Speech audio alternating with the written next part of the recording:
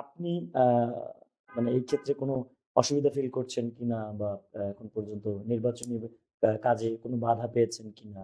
বা এই যে নির্বাচনটা আসছে, এতে প্রশাসনের প্রতি আপনার কোনো আহ্বান আছে কিনা?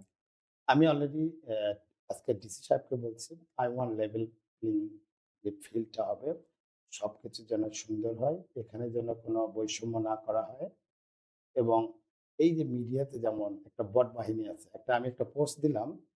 আমি আজকে অনুরোধ করব আমার পীরগঞ্জের সব রাজনীতি দল যারা আছে, আপনাদের যা বট বাহিনী আছে, যেকোনো দলেরই হোক, বিনয়ের সহিত অনুরোধ করে বলছি, বাজে মন্তব্য করবেন না অনলাইনে।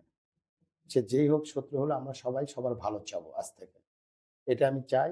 এতে করে হচ্ছে কোনো আমাদের ভেতরে কোনো দলাদলি হবে না, মারামারি হবে না।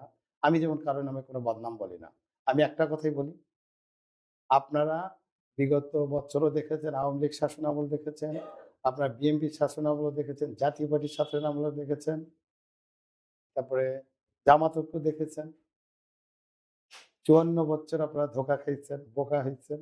এইবার নয় নিউ ভাইকে একটু দেখেন এবং আমার ভাল লাগে যে আমার বিশ্বাস যে এরা এদেরকে খুব ভালোভাবে চেনে। আমি কারো নামে বলি না যে আমার চেয়ে আপনারা ভালো। আমি দেশের বাইরে থাকি। আমার চেয়ে ওরা এইসব রাজনীতিবিদকে খুব ভালোভাবে চেনে। কারণ বিগত ১৫ বছর কি হয়েছে আর এই গত ২ বছর কি হয়েছে? তা আমাকে বলতে হবে কেন? আপনি সচেতন না? আপনি জানেন না? কি হয়েছে এই ২ বছরে? কি উন্নতি হয়েছে আপনি জানেন না?